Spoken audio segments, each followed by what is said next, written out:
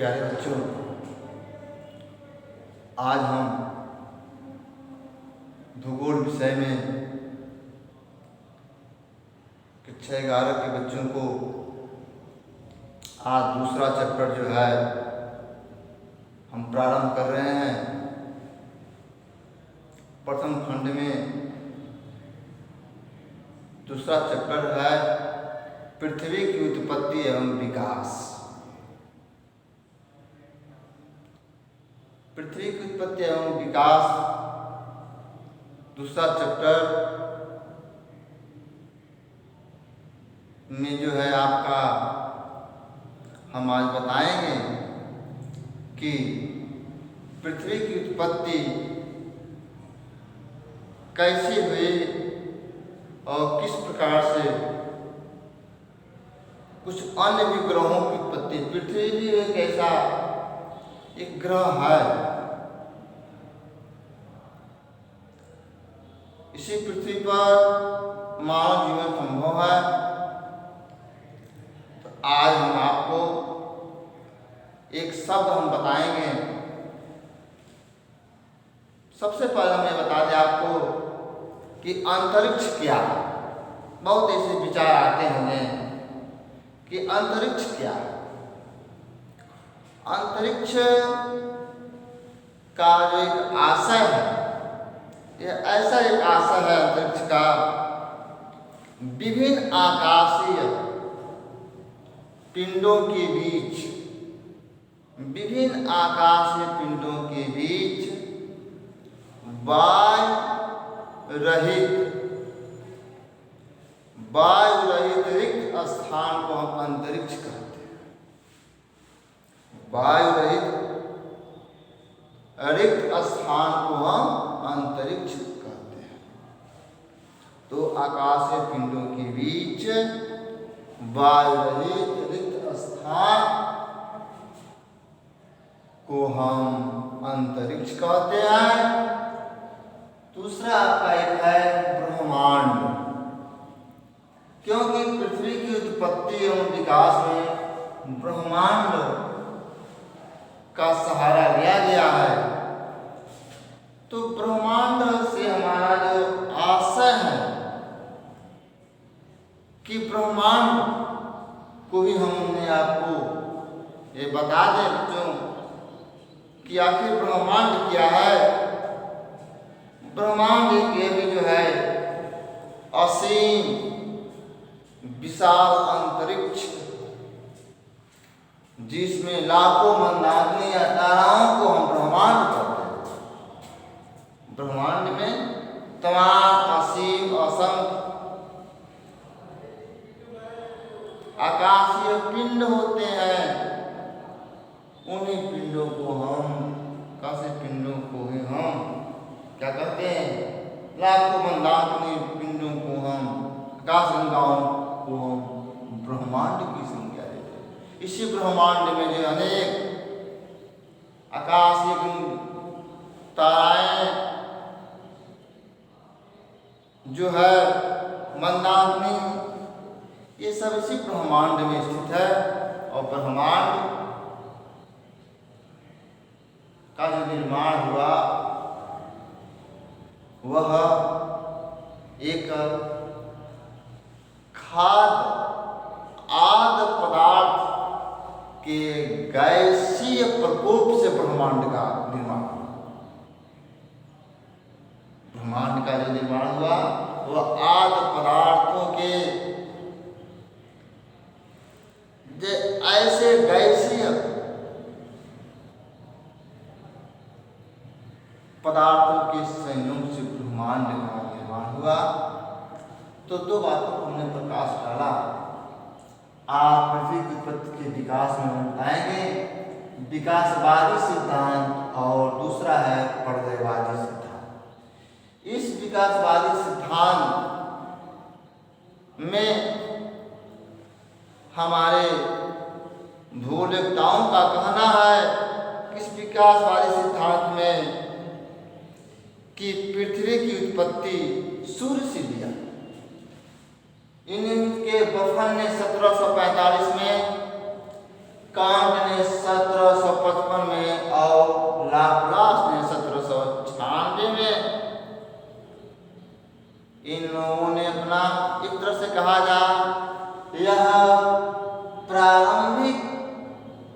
विकासवादी संकल्पना का योग है। इन प्रारंभ में यह मान्यता इनकी नहीं रही। इन्होंने अपना विचार दिए पृथ्वी की उत्पत्ति के संबंध में कि जो है सूर्य की, पृथ्वी की उत्पत्ति सूर्य से। मानने वाले विद्वानों में बफन, इमैनुअल कांट और लाप्लास ने ये कहे कि पृथ्वी की उत्पत्ति इसी ब्रह्मांड में सूर्य से मानी। इस विद्वान ने प्रलयवादी सिद्धांत में क्या कहा गया कि पृथ्वी की उत्पत्ति के संबंध में इन्होंने यह चैम्बरलिन की ग्रहण परिकल्पना, एक चैम्बरलिन नामक विद्वान है, इन्होंने कहे जीन्स ब्रून्स, फाइबरे, जेम्स जीन्स इत्यादि वैज्ञानिकों ने प्रलयवादी सिद्धांत को बताते हुए ये कहे कि पृथ्वी की उत्पत्ति जो है, होयल लिडेनटन ने कहा कि पृथ्वी की उत्पत्ति के संबंध में इन्होंने कहा कि तारों के परस्पर ऐसे आकर्षण शक्ति से उनमें क्या हुआ, विस्फोट हुआ। आपस में अणुओं के, कणों के टकराने से कई बहुत बड़े छल्ले उसमें से निकले और जिससे ग्रहों की उत्पत्ति हुई। उन्हीं ग्रहों में पृथ्वी भी तो एक ग्रह है। जो आज हम पृथ्वी की उत्पत्ति और विकास के बारे में हम चर्चा कर रहे हैं। तो कहने का हमारा भाव यही है कि चैम्बरलिन और ग्रहण कि प्रलयकारी सिद्धांत में इन्होंने अपना दिए हैं कि पृथ्वी की उत्पत्ति के संबंध में इन्होंने बताया है कि पृथ्वी की उत्पत्ति जो है तारों के परस्पर निकट आने से इसमें निकले आदि पदार्थों के संयोग से आकर्षण शक्ति के कारण उनमें एक गुरुत्वाकर्षण शक्ति हुई, जिसे एक फिलामेंट तैयार हुआ और खिंचाव हुआ। खिंचाव होने के बाद से उसके बाद से जो है इसमें यह जब अणु का विखंडन हुआ, टूटा, बहुत कई बड़े छल्ले का निर्माण हुआ। यहाँ तक कि कहा गया है 9 छल्ले का विस्फोट हुआ उसमें। तो आज हम पृथ्वी की उत्पत्ति एवं विकास के संबंध में हमने आपको सबसे पहले यह उचित समझा कि आपको कहा जाता है कि अंतरिक्ष क्या चीज है। तो अंतरिक्ष को मैंने आपको बहुत ही सरल शब्दों में हमने विभिन्न आकाशीय पिंडों के बीच वायु रहित रिक्त स्थान को हम अंतरिक्ष कहते हैं। ब्रह्मांड को भी हमने बताया कि असीम विशाल अंतरिक्ष जिसमें लाखों मंदाकिनी आकाशीय गंगा के तारों को हम ब्रह्मांड कहते हैं। वैसे ब्रह्मांड और खाद्य पदार्थों के गैसीय विखंडन से ब्रह्मांड की उत्पत्ति हुई। तो इसी संबंध में विकासवादी सिद्धांत में यह कहा गया कि पृथ्वी की उत्पत्ति कहा जाए तो तारों के संयोग से ही, सूर्य के संयोग से ही पृथ्वी की उत्पत्ति हुई। और यह प्रलयवादी सिद्धांत में कहा नहीं, इसमें तारों के आपसी आकर्षणता के कारण जो है आदि खाद्य पदार्थों के कारण जो है यह तारों दो तारों के विखंडन से परस्पर टकराव से पृथ्वी की उत्पत्ति है। तो हम इस पर अधिक नोट करके, चूँकि हम थोड़ा सा सौर मंडल के बारे में भी हम बता देना चाहता हूँ। आखिर सौर मंडल क्या है? तो सौर मंडल जो है, क्योंकि सौर मंडल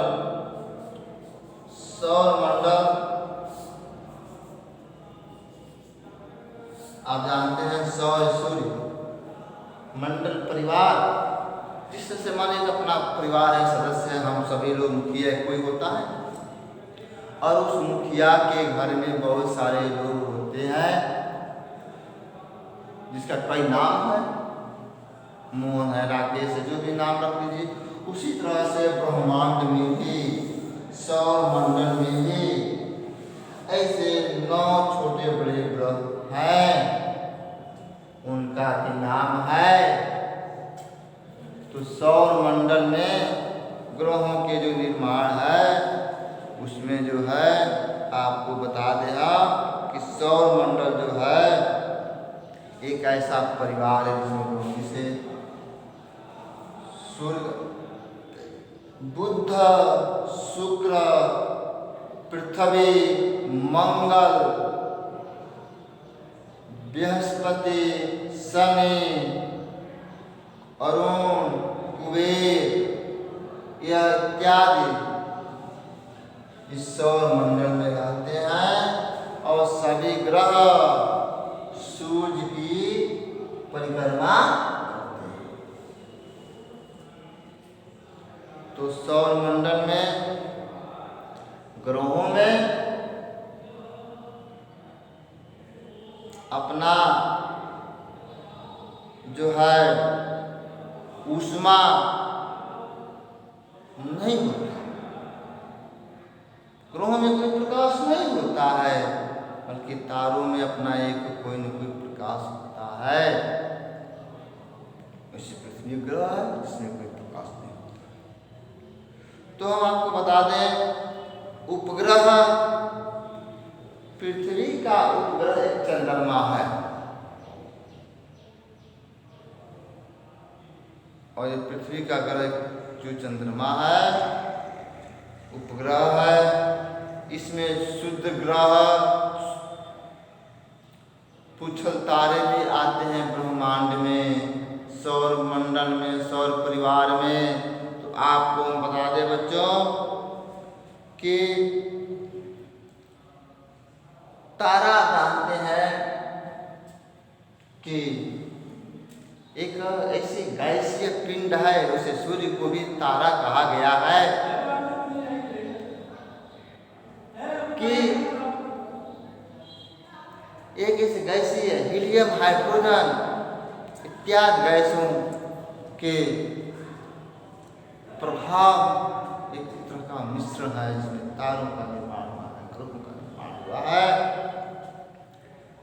तो हम आपको जो है फिर अगले टर्न पर हम आपको थोड़ा सा हम बताएंगे कि पुच्छल तारे के बारे में, क्षुद्र ग्रहों के बारे में।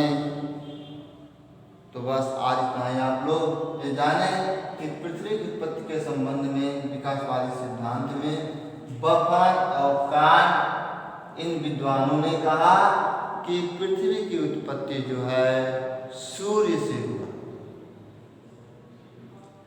एक पर्यायवादी सिद्धांत में जो विद्वानों का जो नाम है वह है चैम्बरलेन की गणना ऑर्बिटल ने लिखे हैं कि पृथ्वी की उत्पत्ति के संबंध में इन लोगों ने 2 तारों के परस्पर टकराव से पृथ्वी की उत्पत्ति हुई, जो आदि खाद्य पदार्थों और गैसीय अवस्था में के रूप में आएगी, जिससे कई बड़े छल्लों का निर्माण हुआ। यह पर्यायवादी सिद्धांतों ने बस आप पृथ्वी की उत्पत्ति से संबंध आज में खत्म करके फिर हम कल आपको बताएंगे कुछ ग्रहों के बारे में। पुनः फिर हम पृथ्वी की उत्पत्ति के संबंध में हम आपको एक एक विद्वानों के बारे में जिन्होंने इसकी परिकल्पना की, इसका जो है मानदंड रखा, इसके बारे में हम बताएंगे कि किस तरह से अन्य ग्रहों की उत्पत्ति हुई